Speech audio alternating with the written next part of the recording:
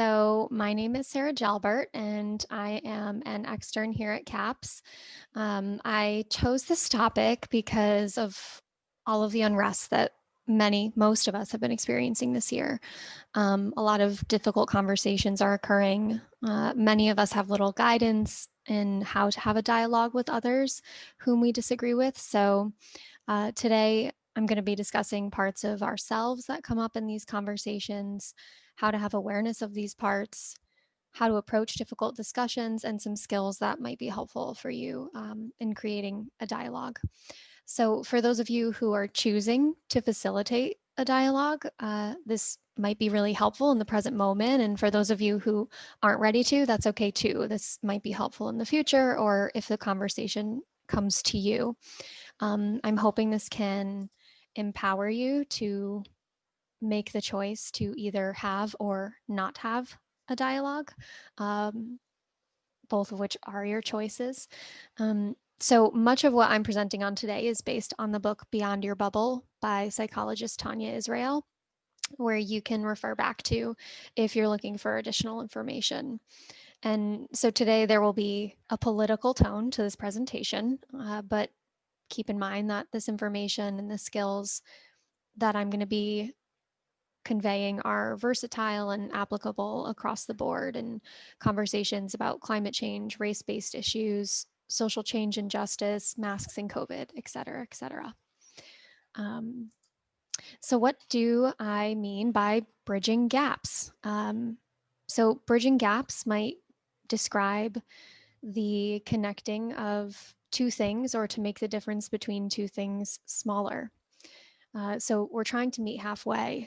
Bridging the gap requires two parties, willing parties, maybe more than two, and both parties have to be willing to create space for the other's experience, where there's space for exploration of both yours and the other person's experience. So we want to be really mindful about who's involved. You know, what is the investment? Is it a safe person, and are they willing to make space for your story too? So research studies have shown that on many topics, people on each side of an issue tend to overestimate the gap between the two sides.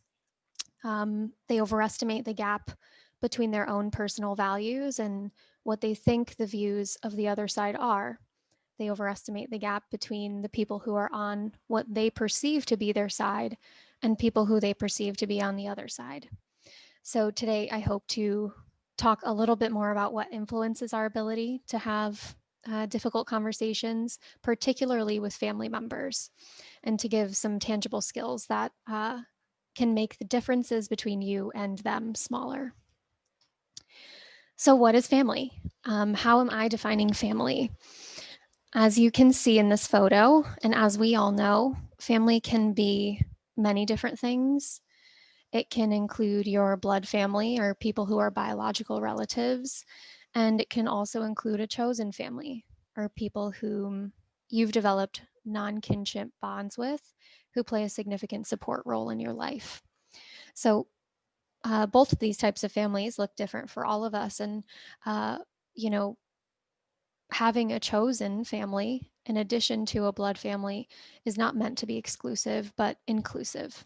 You know, we're not limited to just a blood family, but can also have the flexibility of thinking, well, if there isn't room for a specific kind of support or a specific kind of dialogue, you can also find people to support you in other ways. So it's up to you how you create an inclusive and supportive space, and it varies for everyone. For example, your chosen family might share one particular set of ideas while your blood family shares another set of ideas.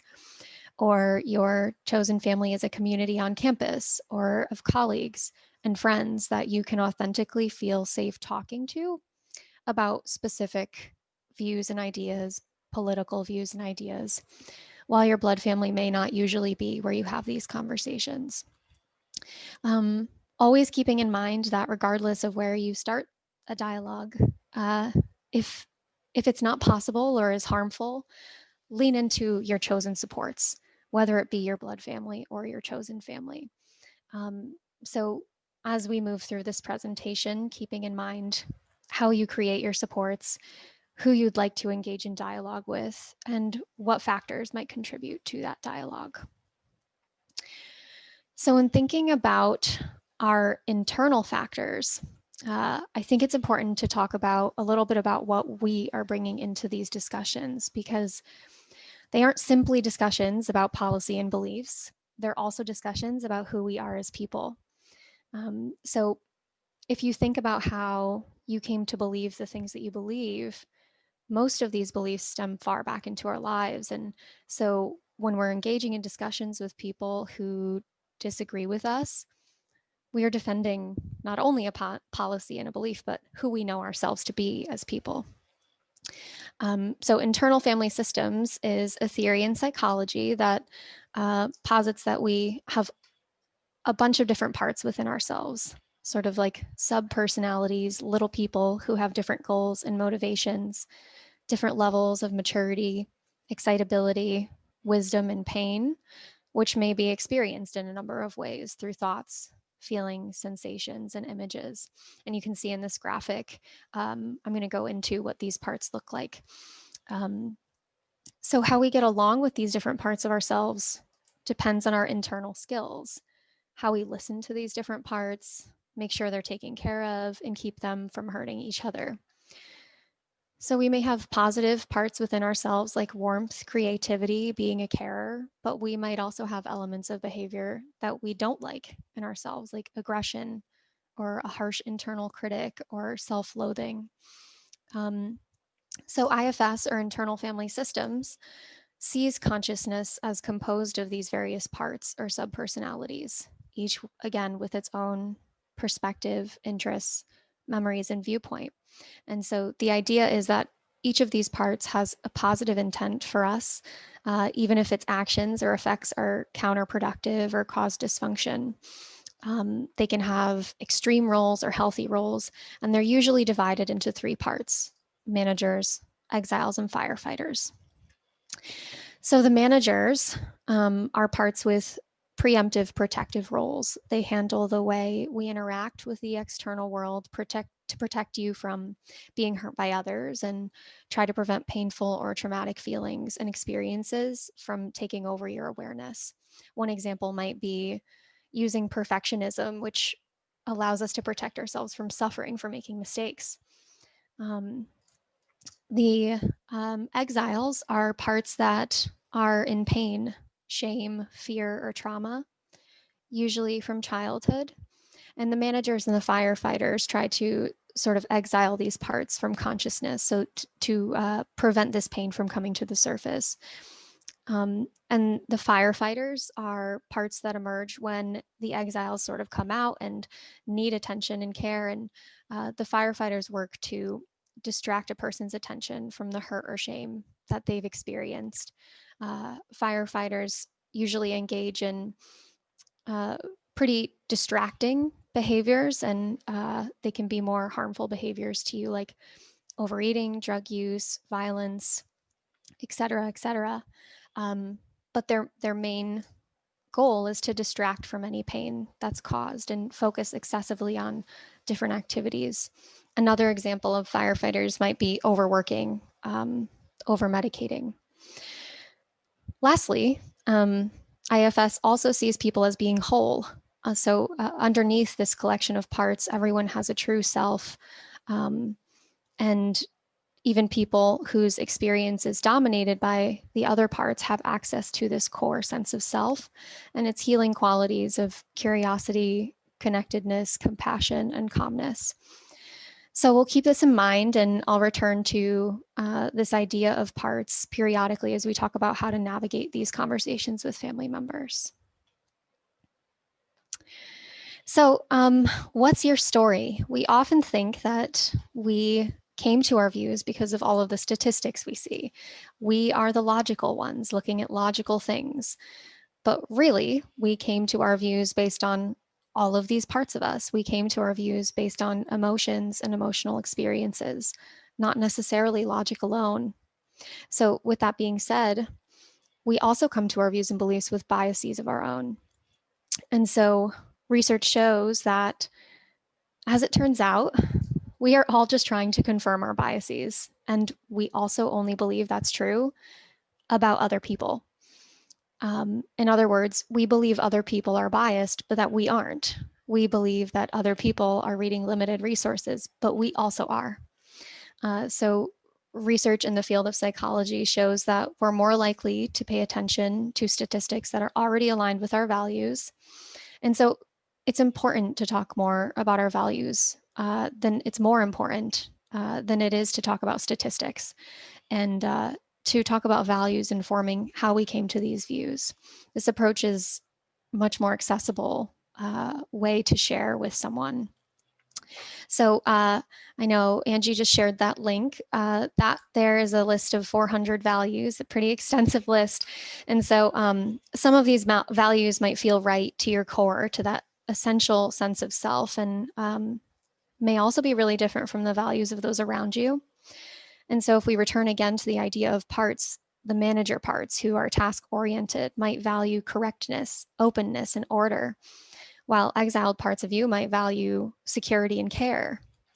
So you can imagine how, if you approach a dialogue from an exiled part of you who feels misunderstood or unheard, you might end up relying on different values than if a managerial part of you came into the conversation, wanting to talk about those facts and statistics.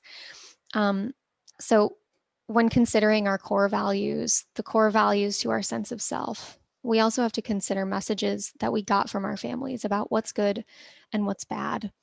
So we often tend to categorize things and ourselves into good and bad categories. We want to be good. So when people think we're bad, we feel shameful, triggering those exiled parts. So approaching these dialogues, think about your own word attachments when choosing who to talk with. You know, what you don't want to be, and when approaching these conversations, consider, is this a value of mine, or is it me trying to not be bad in front of this person? And if it's not your actual self and your self's values, then it's run by those other parts, which can make the conversations that much more difficult. So what am I talking about? What is dialogue? So dialogue is different than discourse, diatribe, or debate. It's a conversation that takes place between two people who want to be in that dialogue. This meaning spoken dialogue, so not on Facebook or texting.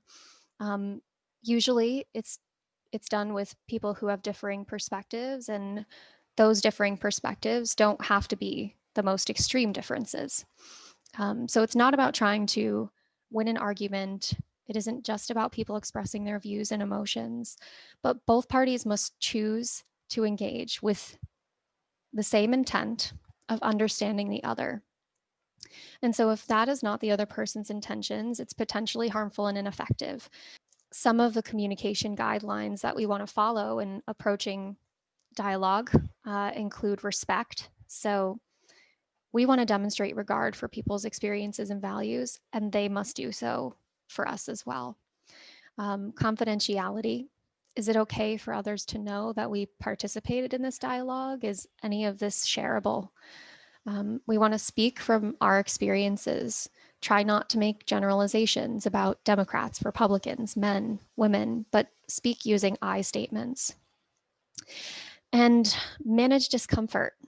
Allow yourself to breathe. Take a break if you need to. And you can always disengage. Both parties can always disengage. And we'll talk a little bit later about how to do that. So again, another guideline. And lastly is dialogues must occur in person, which might be harder now considering where we are. But if we're entering these conversations trying to understand someone, the more types of information we have in terms of nonverbal language, emotional responses, the easier it is for us to understand them and for them to understand us. So just seeing someone comment on social media doesn't give us a lot of information. Something you might say is, hey, I would love to understand more about where you're coming from. Can we set up a time to talk? And so we don't have to shift to where others are, and they don't have to shift to where we are. But really emphasizing the importance of how understanding someone else is crucial to our goals in terms of educating them as well. So remember, again, you can end the conversation if you're realizing it's harmful. Both parties can disengage at any point in time. And so when we think about dialogue, what are some of the goals?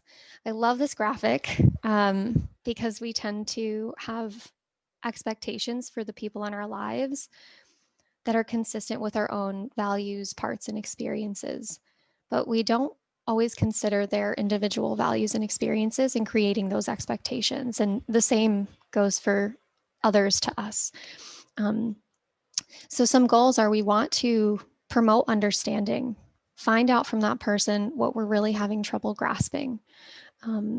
A lack of understanding can cause a lot of distress for people. And, people were very disturbed by the election. Over the last 4 years, people have been really disturbed by the stress of the political divide. And we know that people's stress around politics has increased. So many of us enter a dialogue with a goal to maintain relationships with people who are in our lives, family members, coworkers, friends from high school, parents from your children's schools, and we're not sure how to do that. So entering these conversations with the goal of moving us toward identifying common ground and maybe even working together on some of these issues. How do we prepare for that? We really want to know our motivations and what you want to get out of these conversations. Understanding your motivation, what you're wanting to accomplish, will help you learn and implement skills that are adaptive and healthy. So is your motivation, I want to persuade or convince others to see things the way that I do? Is it that you're having trouble understanding why they think the way they do? Are you hoping to find common ground? You may want to both maintain a relationship with a family member, but also have motivation to want to feel validated or to openly express what your experiences and values are. So when you're feeling yourself repelled by someone's political beliefs, uh, try thinking of some of the barriers that you might have if you want to facilitate a dialogue with them.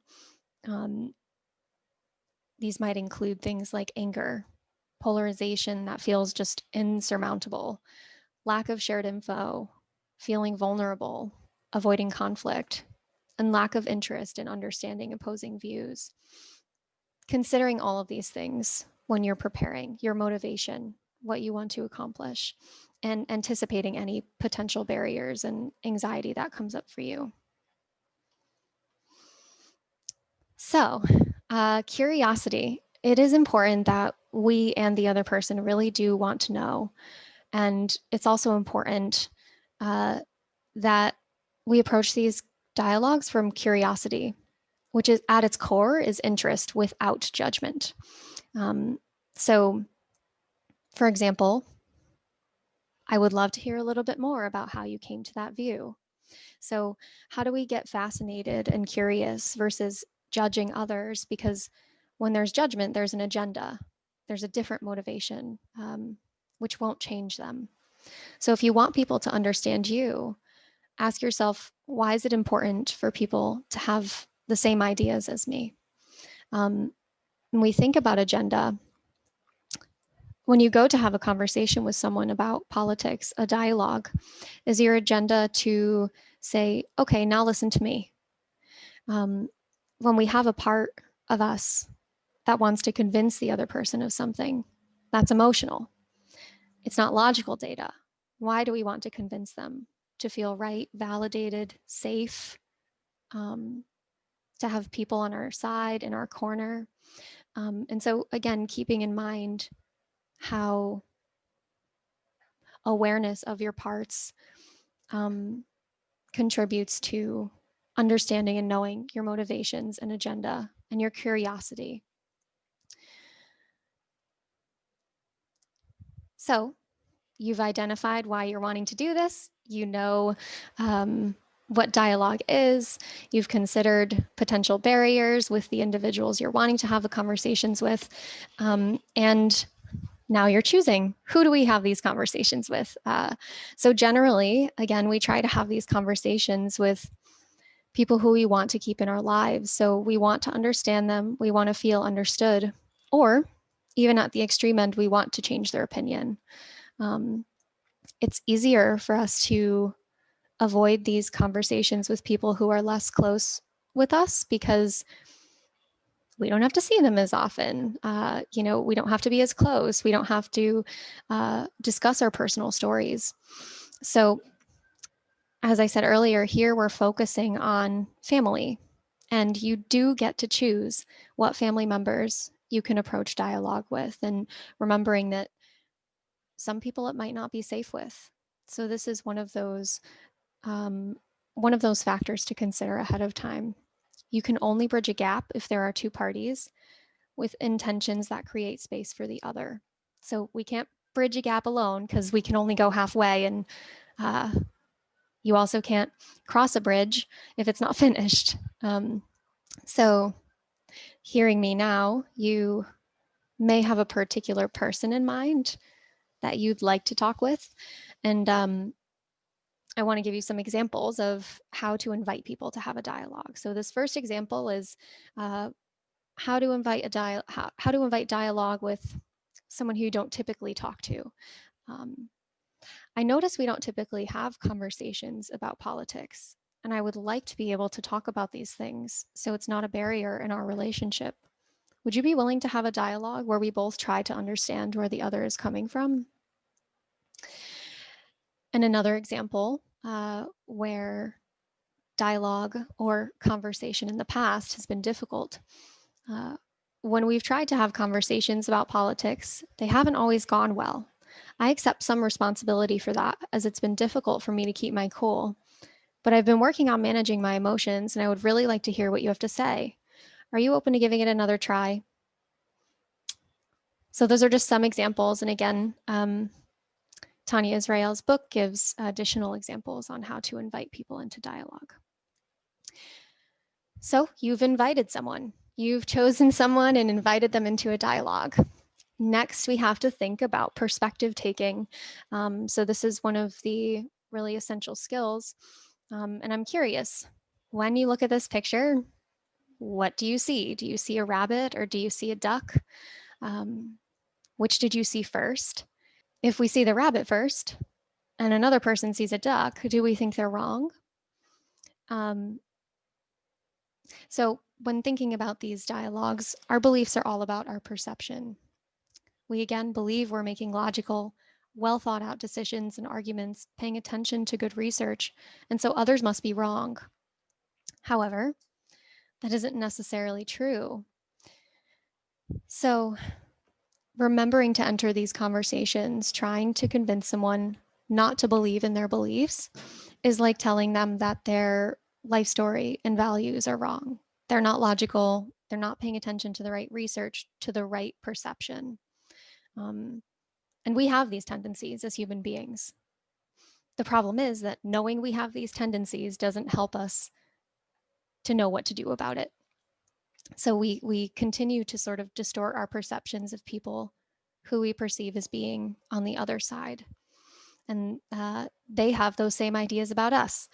So we really want to work toward moving into intellectual humility, being righteous without being self-righteous, so not feeling superior to the people we're talking to. And again, they must do the same. It's not a dialogue unless they can do the same and approach this dialogue with the same intent. And you want to practice your ability to regulate your need to be right. Practice responding non-defensively when your perspective is challenged. Express curiosity, interest, and a willingness to learn. Again, a back and forth of this is required. So, moving into listening skills. So, research shows that listening is essential for dialogue. if you're aiming to foster connection and promote learning across difference, we can't not listen. So how do we listen actively? One of the most important things that we tend to forget is pay attention to nonverbals. So are you distracted? Are you fidgeting? Um, are you sort of tensed up? Is your body tensed up, and are your arms crossed? Are you nodding slightly or giving small verbal cues that suggest, I'm here, I hear you? For example, that sort of agreement statement or acknowledgement. Are you stating what the other person is saying and what you're hearing? And I'll talk a little bit more and name these skills. So thinking about nonverbal attending, your physical stance, also paying attention to their physical stance. If you're feeling threatened, um, we can disengage. Um, Maintain moderate levels of eye contact, lean forward a bit. You want to keep your body open, arms uncrossed, really inviting in a dialogue, inviting safety. Minimal encouragers. These are simple gestures like head nods, or again saying occasionally. I'm here, I hear you, yes. Silence. Uh, as it turns out, you can't listen very well if you're talking. So, offering someone time to talk uninterrupted is really a gift now in this world that we don't often give one another. Um, you know, again, thinking back on that agenda and the parts of you that are coming up, if you're waiting to speak, what are your intentions here? Um, and lastly, reflecting. So, we want to capture some aspect of what the speaker said, um, using fewer words than the speaker used, and focusing on the content that seems meaningful to the speaker. So, examples might be, it sounds like you question politicians' motivations.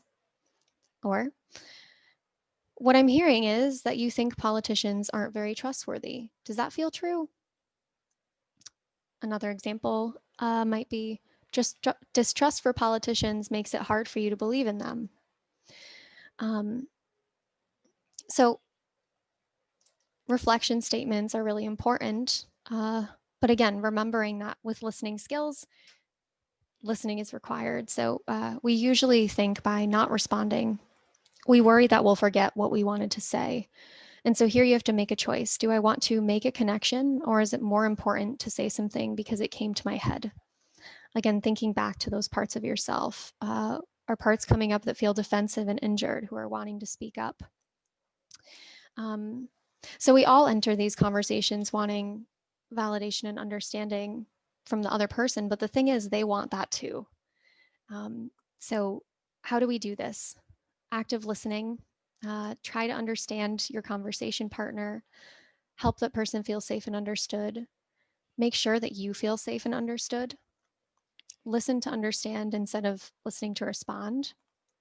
So when someone's talking, rather than thinking about what's that thing you're going to say, to contrast what they're saying, give them space to actually express what they're going to say, and then respond by demonstrating that you understand by giving a reflection that summarizes what they've said. Maybe you reflect back to them something and you say, no, that's not exactly what I'm thinking. That's not exactly what I'm saying. And it also gives them a chance to learn more in depth about the things that you're talking about. Open-ended questions are also really, really important. So I'm interested in what you just said. Can you tell me more about that? How questions, how meaning how being the first word, can be helpful. So how do you think public and charter schools should be funded? Um, and lastly, sort of an open-ended comment, tell me more about that. And so remembering in listening skills that questions like, wouldn't you say that ... or do you agree with ... are statements that reflect your view. They're statements that reflect the asker's view. So I want to say again, thinking about listening skills, if this conversation, if this dialogue becomes harmful, or there isn't room also made for your values, it might be time to step back. So it's both courageous to step into and to step out of these conversations and keep yourself emotionally safe. Speaking skills. At some point, hopefully, it will be your turn to talk and tell your story. However, after you've used all of these listening skills, you know, guidelines for dialogue, you might find that speaking less is, or speaking is less significant than you originally thought in achieving your goals in dialogue. So one of the main things I would say is really important, or Tania Israel would say is really important in dialogue, is storytelling. Um, Offering a way to have conversations without alienating or silencing and without starting an argument. So when we tell our stories, we open to searching for common ground. How are these issues you're discussing alike in underlying values, returning to those values as we discussed earlier? And again, in the book, there are a couple of more descriptive examples of this, but does the person you're talking to believe in similar values, but they seem to be hidden underneath whatever issue you're discussing? And so keeping in mind that explaining statistics usually causes people to dig their heels in way deeper into their position. So we want to stick to storytelling, I statements, and our experiences. Again, I keep returning to how these conversations might not always be safe and helpful. So how do we de-escalate conflict? Someone's parts come in, start getting triggered and heated. What do we do? The first thing I would say is to return to the listening skills and respond empathically. You can apply those skills to some degree to help the other person feel safe. Again, if they can't hold space for you, you don't have to hold space for them. And if you find yourself in a situation where these listening skills are not enough, you're feeling trapped, demeaned, or belittled, you can also end the conversation. How to end conversations. So you might say something like, I'm noticing my reactions and I actually don't want to participate in this dialogue. Or I'm noticing my reactions and I want to work with those reactions and see if I can calm myself and then keep trying to do this. So it doesn't have to be a complete end to the conversation. It can be a pause, or you can disengage completely. Um, if you don't feel like you can end the conversation, there are a couple of skills that we can use to manage the distress. One would be self-awareness of these parts, because emotion regulation requires self-awareness. What parts are coming through? What parts are being triggered? Awareness can help us to accept these feelings and these emotional experiences. Next is flexibility and exiting with intention. These are ways of problem solving in the moment to help you regulate. It's okay to press pause. It's okay to exit. And finally, shifting your mindset. Shifting your mindset will change your view of the situation. And shifting your mindset, meaning remembering perspective taking, and that our views of others distorted, and so their view of us probably is too. Okay. Content. We want to be really mindful of the content that we're taking in. So both, and I think this is a great thing to talk about in dialogue as well. Both media and social media contribute to our biases. So one of the things that we see in the media is that we've shifted to this 24-hour news cycle, and keeping people engaged and watching the news for 24 hours a day takes drama. Um, Listening to podcasts, watching documentaries, reading articles, it takes drama. So when we see conversations across political lines on these platforms, typically they're set up so that there's conflict, because drama is more interesting than not drama. So people who are more extreme or who are spokespeople for different, more extreme ends of some of these political issues are what we see. And What that means is we're missing the full range of what people's views are. So when we have a dialogue with people on the other side, we believe they're also at the extreme. We believe that they are also what we've seen on Twitter, on Facebook. But that's not necessarily true. And they believe the same about us, that we are at the other extreme. So keeping this in mind, how we unknowingly are impacted by these external resources, and then how that influences how we see the other person's position. So it's important to be mindful not only about what you're taking in, but also about what you're putting out there. What are you posting?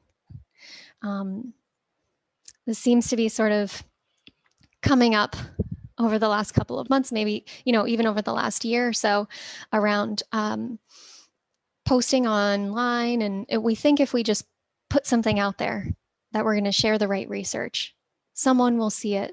Someone will wake up and see how wrong they are. Probably the someone you're wanting to have this dialogue with. So research shows that it's actually the opposite of that, that the more participants pay attention to viewing the research that you're sharing out there, the farther polarized they get. So these back and forth interactions that we're trying to do on social media, not only are they not helping to promote understanding, but they're also pushing us farther apart. So when you're considering what you post, some things to consider might be, could someone misinterpret what I'm saying? Who's reading this? Am I posting this from a hurt, exiled, injured part, or am I posting it from my core self and core values? Could someone feel disrespected? And asking ourselves these things. And again, pulling in those open-ended questions as needed, those listening skills. Would you like to set up a time to talk if you have posted something and it seems to be misunderstood? And so, small steps are important. Bridging gaps in beliefs is difficult, and you might not achieve what you've hoped to in one conversation. I know that even giving this information, I'm wanting to give you the best information out there, and I felt a little nervous. So remembering that dialogue isn't easy. Even talking about dialogue isn't easy, and it's okay to take small steps like practicing with friends, practicing with trusted people and chosen supports in your life. And again, leaning into them as needed, keeping yourself safe. And that is all that I have. Well, unless there are any more questions or thoughts, I want to thank you all for coming, and again, hoping that this can be helpful. And if you're looking for more information, going back to the book Beyond Your Bubble, it's really wonderful and gives more examples of how you might ask for certain things or approach dialogue. And I hope you have a great break, and good luck in your dialogue or in your non-dialogue, and you're choosing to not have it. And thank you again for coming.